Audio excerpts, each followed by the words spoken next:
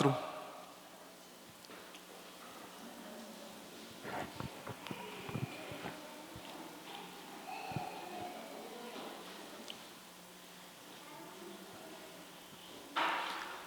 Efésios capítulo 4, versos 1 a 6.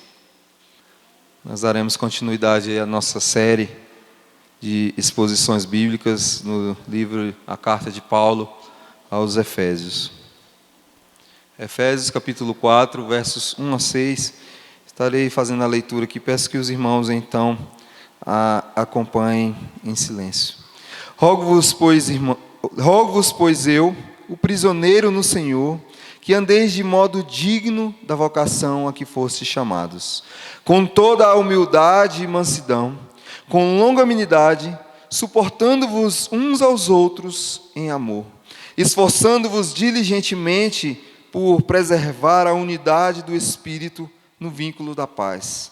Há somente um corpo e um Espírito, como também fostes chamados numa só esperança da vossa vocação.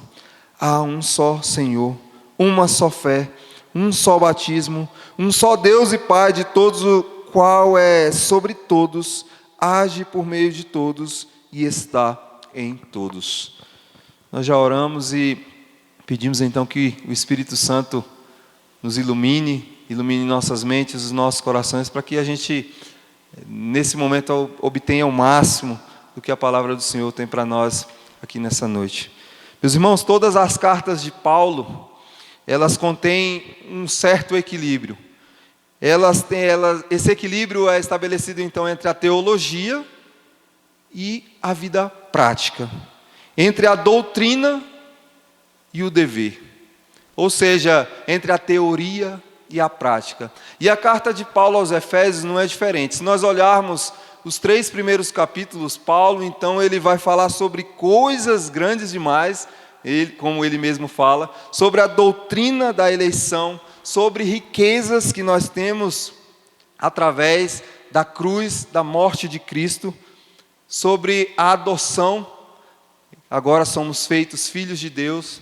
Então ele fala sobre coisas profundas demais, coisas difíceis demais, para que nós, meros mortais, entendamos. A segunda parte da carta de Paulo aos Efésios, então do capítulo 4 para frente, ele vai falar de coisas mais práticas. Ele vai falar sobre coisas mais práticas, sobre a vida cristã, como deve ser o procedimento da vida cristã, como deve o cristão andar. Se nós pudéssemos estabelecer então uma palavra para que definisse bem do capítulo 4 ao capítulo 6, ou seja, do capítulo 4 ao final de Efésios, seria a palavra andar. Paulo vai falar, andem no Espírito. Paulo vai falar, andem em unidade, andem em pureza de vida, andem em harmonia, andem em vitória, andem de modo digno à vocação ao qual vocês foram chamados. Paulo nós acabamos de ver, no final do capítulo 3, Paulo ele orou pedindo para que tudo aquilo que ele havia falado anteriormente fosse fortalecido no coração daqueles crentes ali de Éfeso, para que o Senhor desse crescimento em questões espirituais. E aqui, a partir do capítulo 4, então, Paulo é como se ele estivesse simplificando um pouco mais. Vai falar de coisas mais práticas. Andem no Espírito, andem de acordo com a vocação a qual vocês foram chamados, andem em unidade, andar de modo digno à vocação a qual vocês foram chamados. Significa demonstrar que o nosso chamado vem de Deus. Diante de tudo isso, irmãos, e diante de uma cultura religiosa que nós estamos inseridos, uma cultura religiosa secularizada, nós temos visto muitas vezes que há um falso ou um fraco entendimento do que seria viver de forma digna diante do chamamento que Deus fez a cada um de nós. Nós temos muitas vezes uma visão turva, talvez míope, do que seja viver de forma digna diante do Senhor. E pensando nisso, meus irmãos, eu gostaria de que nós estivéssemos pensando, refletindo nessa noite sobre o seguinte tema: andar de modo digno da vocação que o Senhor nos chamou. A santidade prática, como resposta ao chamado soberano de Deus. A santidade prática, como resposta ao chamado soberano de Deus. Nós fomos chamados, e esse chamamento aconteceu desde antes da fundação do mundo, como o próprio Paulo fala aos Efésios, mas nós fomos chamados para andar em novidade de vida. Nós somos vocacionados para andar em novidade de vida. E o primeiro ponto que eu gostaria de destacar aqui nessa noite, meus irmãos, é que a vocação soberana é de Deus. Rogo-vos, pois, eu, verso 1, prisioneiro no Senhor, que andeis de modo digno da vocação a que fostes chamados. E aí eu faço uma pergunta retórica para os irmãos: o que é vocação? A gente fala muito na igreja sobre vocação, né, sobre chamado, sobre o chamamento, mas o que de fato seria vocação? No Novo Testamento, especialmente nas cartas de Paulo, ele fala muito sobre vocação. A palavra grega, né, klesis, que significa profissão ou ministério específico. Não significa profissão ou um ministério específico, mas sim o chamado eficaz de Deus para a salvação. E ele vai usar isso em vários outros dos seus escritos. Por exemplo, lá em Romanos 8,30, ele vai falar: aos que predestinou, a esses também chamou. Aos que chamou, a esses também justificou. Aos que justificou, a esses também, né, salvou. Lá em 2 Timóteo 1,9, ele vai falar: Deus nos salvou e nos chamou com a santa vocação, não segundo as nossas obras, mas segundo o seu propósito e graça que nos foi dada em Cristo Jesus antes dos tempos eternos. Ou seja, antes de que tudo viesse a existir, o Senhor já havia nos chamado, o Senhor já havia nos vocacionado. Esse chamado, irmãos, ele é diferente. Não é um chamado, não é uma vocação que você pode ter aí, por exemplo, da sua profissão. A gente fala assim muitas vezes: fulano é vocacionado para ser motorista, fulano é vocacionado para ser açougueiro, fulano é vocacionado para ser médico, advogado. Não, esse chamamento aqui é para viver em novidade de vida. Quem chama e por que chama? Quem nos chamou? Quem nos vocacionou? Quem nos predestinou desde antes da fundação do mundo? E por que Ele fez isso? Deus nos chama soberanamente pela sua graça. É graça, irmãos. É graça e de graça. Nós não somos chamados por causa dos nossos méritos. Se fosse por isso, nós estávamos enrolados. Nós não somos chamados porque Deus... Nós somos chamados porque Deus nos escolheu antes da fundação do mundo para sermos santos e irrepreensíveis. Meus irmãos, o Senhor nos chama, e esse chamamento não é algo simples, não é algo que você vem e permanece como está. Venha, mude de vida. Nós podemos ver em todos os milagres que Jesus faz, em todas as curas que Ele faz. Quando Ele expulsa demônios ali, Ele fala: olha, vai e não peques mais. E é engraçado que nós estamos vivendo um tempo dessa secularização do Evangelho, como também falamos hoje de manhã, em que as pessoas têm vindo e têm permanecido como estão. Crentes que têm cheiro de mundo, cara de mundo, como o presbítero Nilton falou hoje aqui, que é mundano, e acha que é crente, acha que é cristão de fato.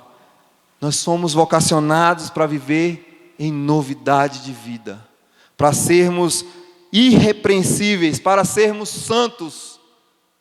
E santos, separados do mundo, separados do pecado. Esse chamamento, irmãos, esse chamado nasce de um propósito eterno, é parte do plano redentivo de Cristo.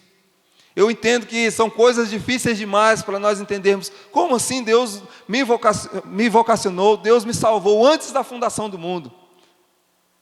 Não sabemos. Um dia poderemos perguntar para o próprio Cristo, quem sabe.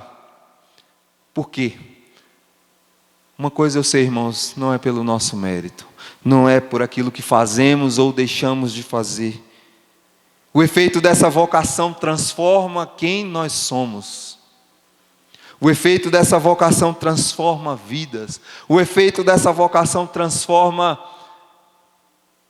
mortos em vivos. Revive mortos. Quem é chamado de forma soberana. Todos nós aqui fomos chamados de forma soberana. Talvez o seu testemunho seja um pouco mais impactante. Olha, eu andava perdido, afundado na lama do pecado. Talvez nem tanto. Mas o Senhor mesmo assim te chamou. E Ele te chama para viver em novidade de vida. Para andarmos conforme e sermos conforme a semelhança de Jesus Cristo, o Filho de Deus. Nós recebemos então uma nova identidade. Nós não somos mais o que éramos anteriormente. Como já falei para os irmãos, eu gosto de ver aqueles vídeos, processo de adoção, né? Eu já falei para minha esposa que eu tenho vontade de adotar, ela não acredita muito, né? Quem sabe um dia eu consigo convencê-la. Eu gosto muito de ver aquelas situações de crianças que estão ali sem esperança nenhuma. E de repente um casal, por qualquer que sejam ali os seus motivos, resolvem adotar aquela criança. Meus irmãos, nós estávamos perdidos. Nós fomos feitos filhos de Deus. Nós fomos adotados. E isso não é algo simples, não é algo simplório. Não podemos permanecer como estamos. Precisamos melhorar e galgar essa melhora dia após dia. Isso não é apenas uma doutrina abstrata, mas é uma realidade transformadora. Precisamos pedir que o Senhor nos renove isso no nosso coração dia após dia, e que nós possamos viver sempre em novidade de vida, entendendo e andando de modo digno ao qual fomos chamados. Meus queridos, muitas e muitas vezes eu acho que nós decepcionamos o Senhor diante daquilo que temos feito, não andando de forma digna como um verdadeiro servo de Deus deveria andar. Isso não é apenas uma doutrina abstrata, pois Paulo diz: não andeis de modo digno, ou seja, vivam de forma coerente à grandeza desse chamado. Irmãos, como é que nós somos chamados das trevas para a maravilhosa luz e permanecemos tendo apego pelas trevas, permanecemos tendo apego e saudade de nossa vida pregressa? A gente brinca muitas vezes, fala com saudade do Egito. Era escravo, estava caminhando para a morte, sofria dia e noite. O Senhor livra através de algo maravilhoso, faz uma obra maravilhosa. Nós estamos ali diante do povo de Deus, junto com o povo de Deus, e temos saudade do Egito. Ah, Moisés, por que nos tiraste lá do Egito, Moisés? Por que você não deixou a gente morrer lá? Irmãos, quantas e quantas vezes nós não estamos como o povo do Egito, com saudade do pecado, com saudade da nossa vida lá atrás.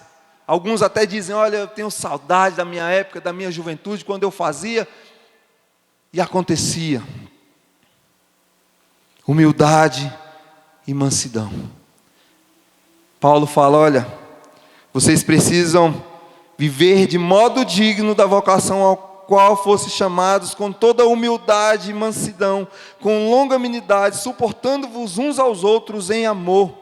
O que seria viver em humildade e mansidão? Quem entende que foi salvo, irmão, pela graça, não por mérito, não se considera superior a ninguém. Hoje falamos sobre isso aqui pela manhã. Nós só seremos uma igreja viva, atuante, vivificada e avivada, se nós entendermos que os nossos irmãos, como nós acabamos de cantar, que nós somos servos uns dos outros. Entendermos que o nosso irmão, ele está num patamar superior a nós. Jesus resume o decálogo, os 10 mandamentos, em apenas 2: amarás ao teu Deus acima de todas as coisas, o teu próximo como a ti mesmo. E nós falávamos da dificuldade que é, irmãos, nós amarmos o nosso próximo como a nós mesmos, porque nós nos amamos demais, nós gostamos demais de nós mesmos. Paulo também fala sobre longanimidade e amor. Quem foi salvo tem paciência, tem longanimidade no amor de Deus, que é paciente, que é amoroso, que é benigno, que é longânimo. Quem de fato foi e vive de modo digno à vocação a qual foi chamado, tem zelo pela unidade, gosta de igreja, gosta de estar com o povo de Deus, gosta de andar com o povo de Deus, gosta de ser povo de Deus. Irmãos, andar de modo digno não é tentar ser digno. Se nós tentarmos ser digno, ainda assim nós falharemos drasticamente. Nós não somos e nunca seremos dignos de nada. Nós não seremos dignos para merecer o chamado, mas responder de forma coerente ao que já recebemos é a nossa obrigação. Ser santo ou viver uma vida santa é algo inegociável para um cristão. Nós não podemos negociar sermos santos ou não. Olha, agora eu vou ser mais santo, agora eu vou ser menos santo. Não, eu sou santo até aqui, nesse ponto eu não sou santo. Irmãos, nós fomos chamados para viver de modo digno.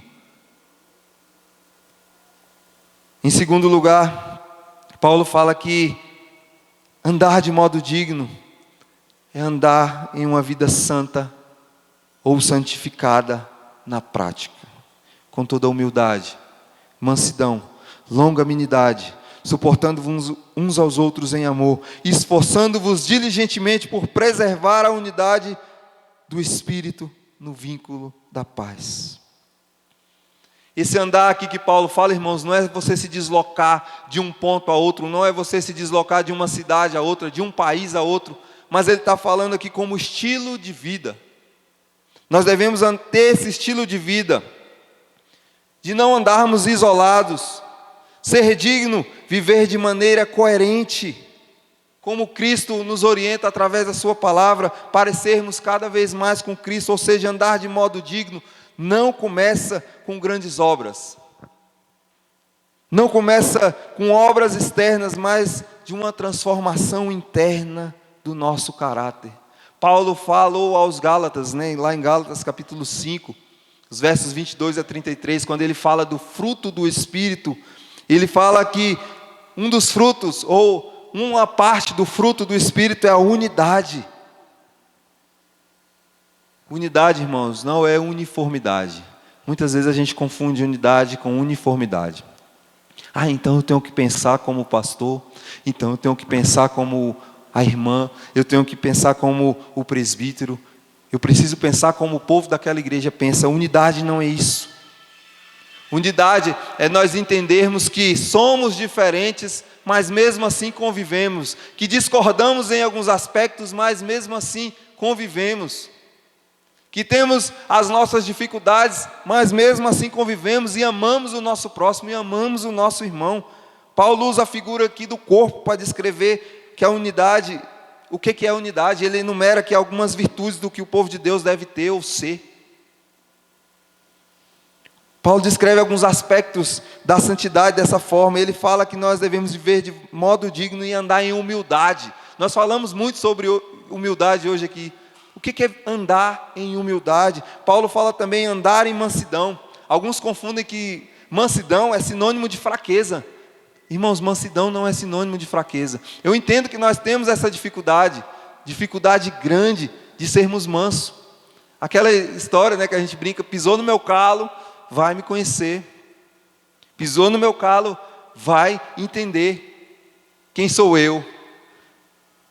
Andar de modo paciente. E eu vejo, às vezes, alguns irmãos pedindo, nas reuniões de oração, Senhor, me dê paciência. Cuidado com seus pedidos, viu? Deus vai exercitar a sua paciência te dando lutas, te dando provas, para que você de fato seja paciente. Ser paciente é a arte de nunca revidar, agir com paciência quando você é provocado. Sabe, diante daquela situação em que você dá vontade de voar no pescoço da pessoa, paciência, paciência. Paulo também fala sobre suportar. Suportar, servir de amparo e suporte, ser clemente com as fraquezas do irmão. Quando a gente fala de suportar, vou ter que suportar aquele irmão, não suporto aquele miserável. Não é isso, irmãos, é você ser suporte, é você ser amparo, é você ser a mão que estende quando o irmão precisa, é você ser o abraço daquela pessoa que precisa. daquela mãe que sofre com o filho envolvido com drogas, daquela mãe que sofre com o filho preso, daquele pai que sofre com o casamento falido, daquelas pessoas que têm sofrido muitas e muitas vezes com a idolatria. Isso é suporte. Isso é suportar. William Carey, pai das missões urbanas,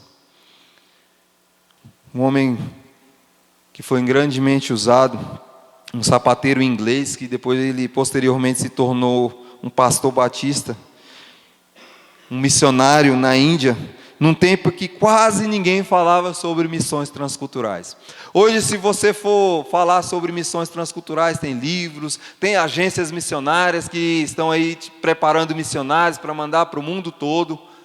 Mas William Carey, durante um tempo, e quando ele expôs a sua ideia para os seus líderes, de mandar missionário para nações que não tinham contato com o Evangelho, inclusive a Índia, ele foi duramente criticado pelos seus líderes. Um dos líderes se levantou e falou: jovem, sente-se. Quando Deus quiser salvar ou converter os pagãos, Ele dará o seu jeito. Ele não precisa da minha ajuda e nem da sua. Muitos irmãos daquela igreja duvidaram do seu chamado. Muitos criticaram o seu zelo, chamaram William Carey de fanático, desacreditaram do projeto que ele tinha de tradução da Bíblia. O que esse homem fez?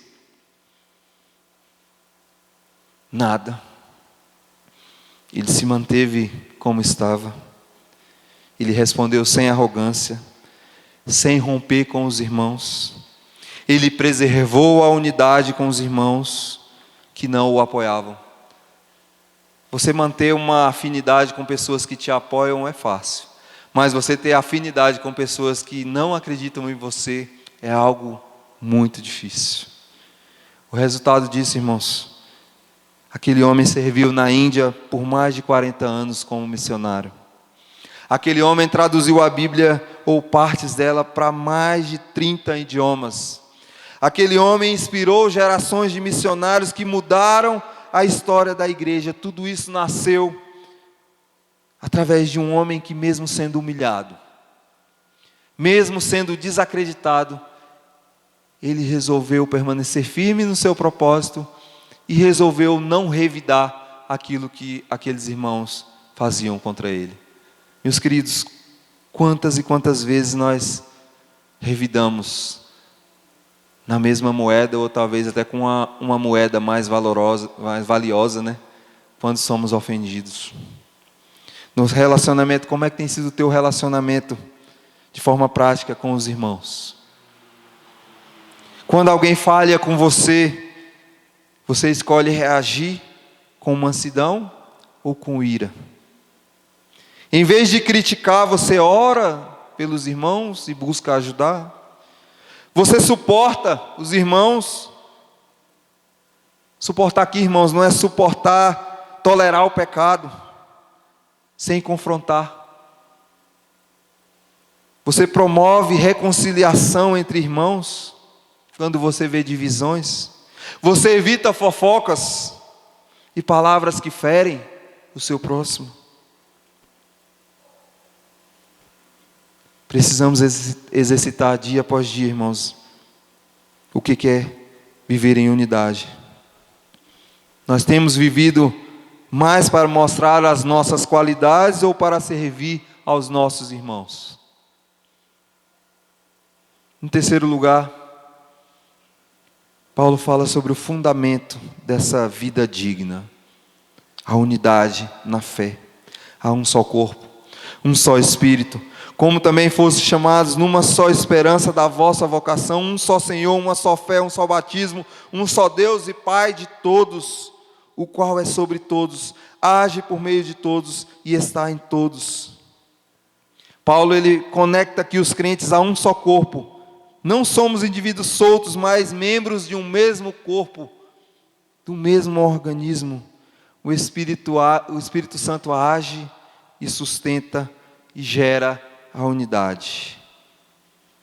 Por isso que Paulo fala unidade do Espírito. É o Espírito que gera isso em nós, irmãos. Essa unidade tem conteúdo objetivo, um só Senhor, uma só fé, um só batismo. O verso 6 mostra a dimensão transcendente desse Deus e Pai, Pai agora de todos nós, que está sobre todos, age sobre todos, por meio de todos e habita em todos nós. Ou seja, nós somos parte de um mesmo corpo. Precisamos caminhar de modo digno, e caminhar de modo digno na vocação a qual fomos chamados é caminhar em unidade. É caminharmos juntos.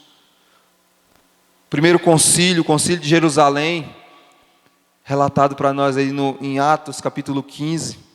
No século I, ele surge de uma crise dentro da igreja, que tinha agora judeus e gentios, e os judeus queriam que os gentios fossem circuncidados, que os gentios tivessem as práticas da lei.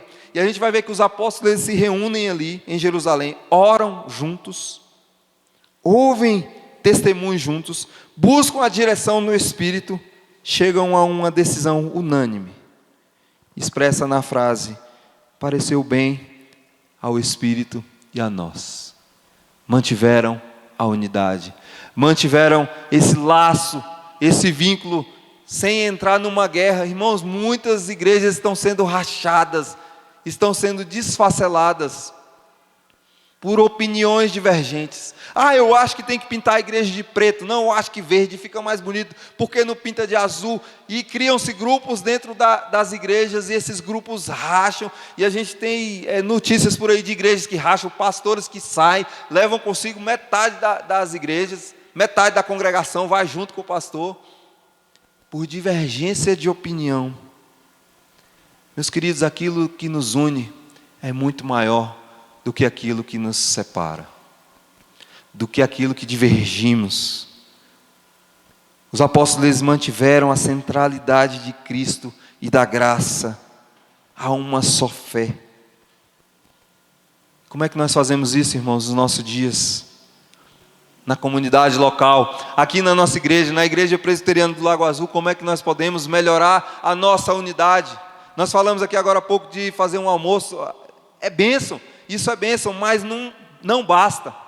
Nós precisamos nos importar mais uns com os outros, precisamos praticar cada vez mais a humildade, precisamos praticar cada vez mais o suportar uns aos outros, precisamos cada vez mais amar o nosso próximo como a nós mesmos. Nós não construímos unidade à base de simpatia, gostos parecidos.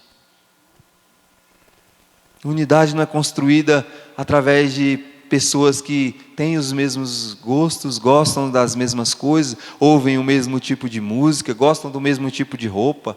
Isso não é unidade. Nós precisamos ter unidade na diversidade. Diversidade de dons.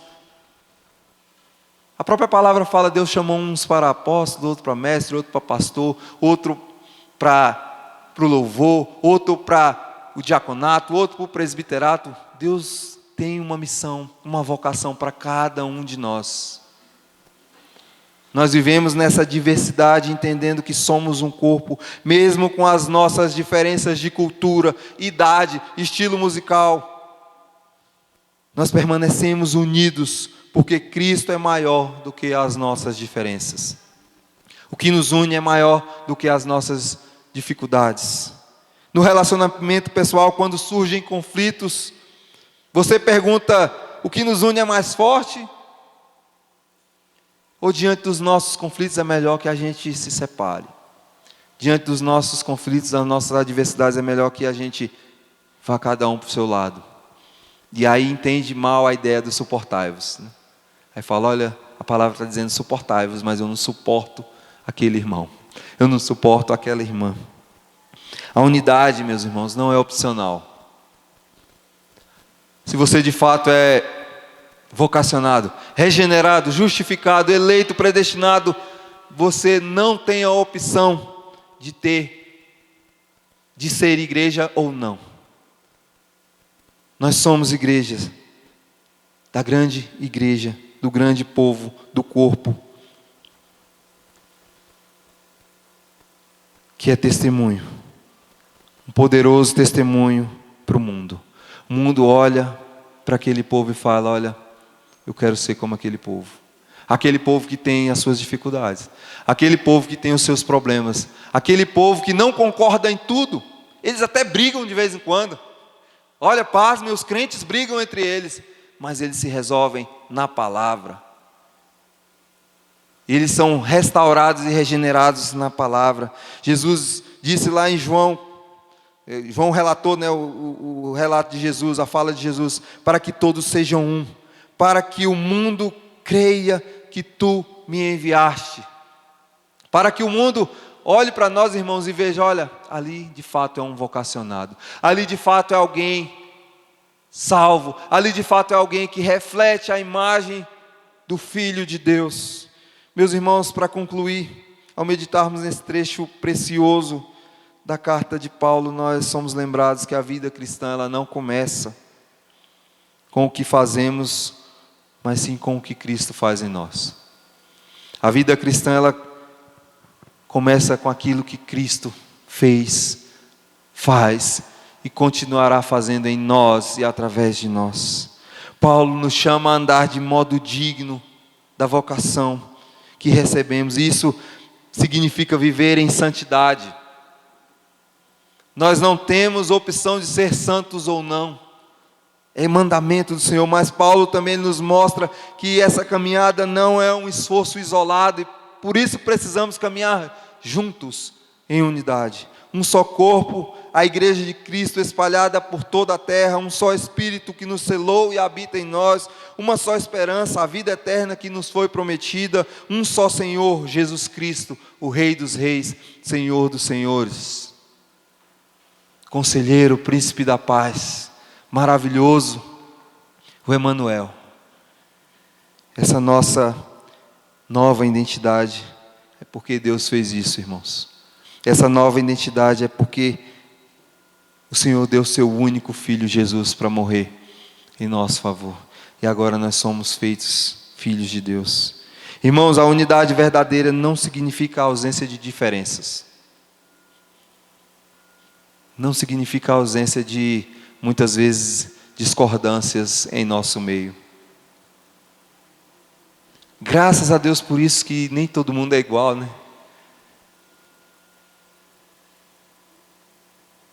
Nós escolhemos amar o nosso irmão ou não. Escolhemos amar mais ou ter mais razão. Eu prefiro ter razão do que amar o meu irmão. Servir mais ou ser servido. Perdoar mais ou guardar mágoas. Irmãos, nós temos dentro das igrejas, hoje, queira Deus que nós não tenhamos isso aqui em nosso meio, pessoas que carregam mágoas dos seus irmãos por anos, por décadas, e conseguem vir aqui no domingo de ceia, tomar ceia, sem se examinar, comendo e bebendo juízo para si, não entendendo de fato, ou não andando conforme a vocação a qual foi chamado. Meus irmãos, assim nós mostramos ao mundo por quê, para quê e por quem nós fomos chamados. Que o Senhor nos ajude, que pela graça do seu Santo Espírito, nós andemos de modo digno, que pela graça do seu Santo Espírito, nós andemos de acordo com a vocação sublime que o Senhor nos deu. Deus nos chamou pela graça. Nos chamou pela graça. Nós não merecíamos, mas Ele nos chamou para sermos santos, para caminharmos em unidade, para sermos irrepreensíveis, longe do nosso esforço humano. Se depender de nós, irmãos, nós estamos fritos no óleo quente. Se dependesse de nós. Eu gostaria de terminar então essa mensagem deixando algumas perguntas aqui, 2 perguntas para que você esteja refletindo. Minha vida reflete de fato a dignidade dessa vocação? Ou você tem andado aí conforme o curso do mundo?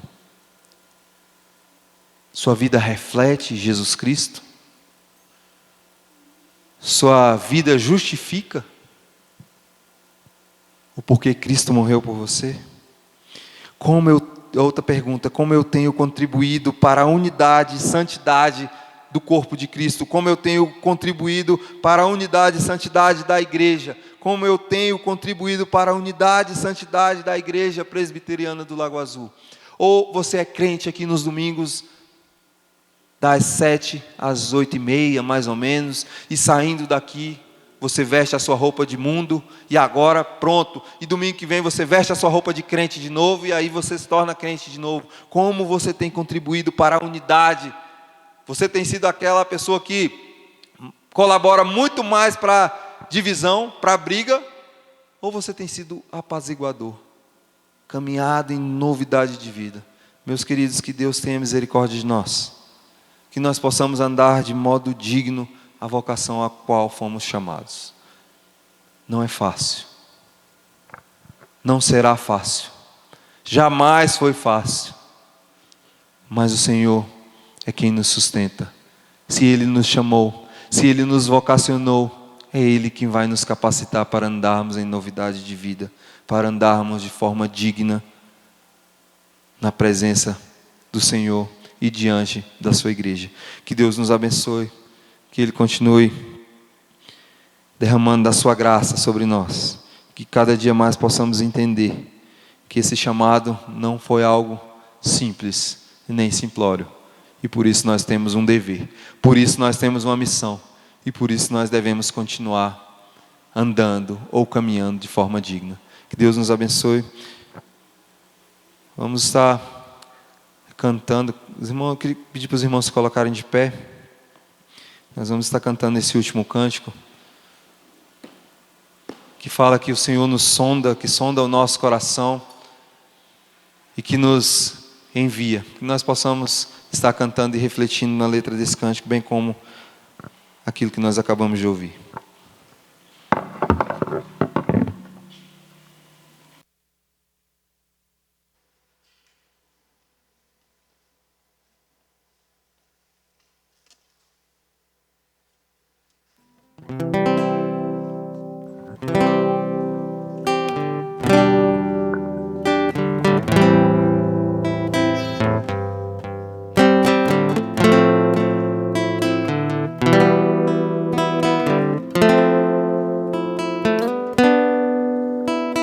Sonda-me, Senhor, e me conhece. Quebranta o meu coração. Transforma-me conforme a tua palavra. Enche-me até que enfim se ache só a ti. Então,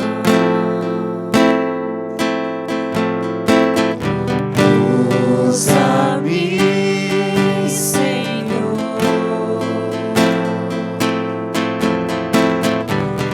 Usa-me como um farol que brilha à noite, como fonte sobre as águas, como abrigo no deserto, como flecha que acerta o alvo. Eu quero ser usado da maneira que te agrade, em qualquer hora e em qualquer lugar. Eis aqui a minha vida, usa-me, Senhor, usa-me. sonda-me,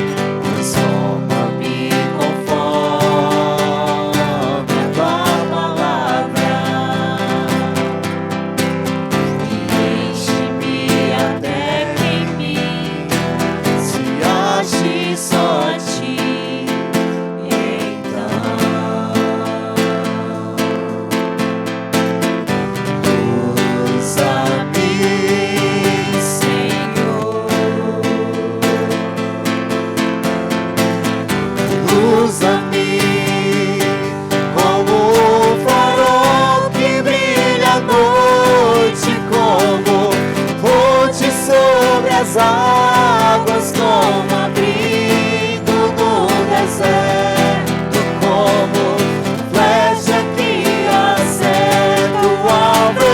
Quero ser usado da maneira que te agrade, em qualquer hora e em qualquer lugar. Eis aqui a minha vida, usa-me, Senhor, usa-me.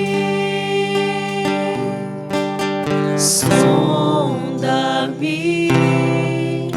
quebranta-me, transforma-me, enche-me e usa-me. Sonda-me, quebranta-me, transforma-me, enche-me e usa-me como um farol. Que brilha à noite como Ponte sobre as águas como abrigo, no deserto, como flecha que acerta o alvo. Eu quero ser usado da maneira que te agrade, em qualquer hora e em qualquer lugar. Eis aqui a minha vida, usa-me, Senhor, usa-me. Mais uma vez, como farol. Como um farol. Diga isso pro Senhor, hein? Ponte sobre as águas como abrigo no deserto, como flecha que acerta o alvo. Eu quero ser usado da maneira que te agrade, em qualquer hora e em qualquer lugar. eis aqui a minha vida, usa-me, Senhor, usa-me. Querido Deus, amado Pai, nos usa, ó Deus, conforme o Teu querer. Ó Deus, nos usa, ó Pai, para que o Teu nome seja mais e mais exaltado, como nós pudemos, ó Pai, refletir aqui nessa noite. Nos usa, ó Deus, nos capacite, ó Deus, que nós possamos viver de modo digno da vocação a qual fomos chamados, que possamos, ó Deus, Te glorificar e Te exaltar com as nossas vidas, e que isso possa refletir tanto nas nossas vidas particulares, como na vida da Tua igreja, ó Pai, na vida do Teu povo, que possamos ter prazer em caminhar em unidade, que possamos ter prazer, ó Deus, em estarmos aqui juntos, entendendo que não somos iguais, entendendo as nossas diversidades, entendendo, ó Deus, muitas vezes as nossas discordâncias, ó Pai, mas amando uns aos outros, vivendo de forma humilde uns para com os outros, colocando os nossos irmãos como maiores do que nós mesmos, sendo servos uns dos outros, ó Pai. Tem misericórdia da nossa igreja, ó Pai, tem misericórdia das nossas vidas, ó Pai. Que cada vez mais possamos Te amar, cada vez mais possamos parecer com Teu Filho amado Jesus Cristo, e que cada vez mais, ó Deus, possamos glorificar e exaltar o Teu santo nome, através das nossas vidas, através da nossa unidade, que seja uma unidade verdadeira, ó Deus. Que possamos viver, ó Deus, de fato como um corpo que caminha numa só direção, ó Deus, que caminha na direção do Teu santo evangelho, na direção do Teu amado Filho Jesus Cristo, que glorifique e exalte o Teu santo nome por onde quer que ande, que seja um povo, ó Deus, que reflita, que seja sal e luz nessa terra. Continua nos abençoando, Pai. Derrama do teu poder sobre nós. Dá-nos uma semana, ó Deus, abençoada na tua presença. Que todos os nossos afazeres dessa semana, ó Deus, sejam colocados, ó Deus, em tuas mãos. Nos protege, ó Deus, do dia mau, do homem mau, ó Deus. E se eles vierem, ó Deus, que nós possamos estar preparados. Que nós possamos estar alicerçados na rocha, que é Jesus Cristo, teu Filho amado. E é no nome dele que nós oramos, agradecidos e com o perdão dos nossos pecados, no nome de Jesus. Amém. Amém. Que os irmãos podem se assentar, que Deus nos abençoe. Eu e o presbítero Nilton estaremos ali à porta, cumprimentando os irmãos. Não vá embora correndo, não saia correndo. Os diáconos estão ali na porta, vocês podem ver que eles vão segurar quem quiser correr.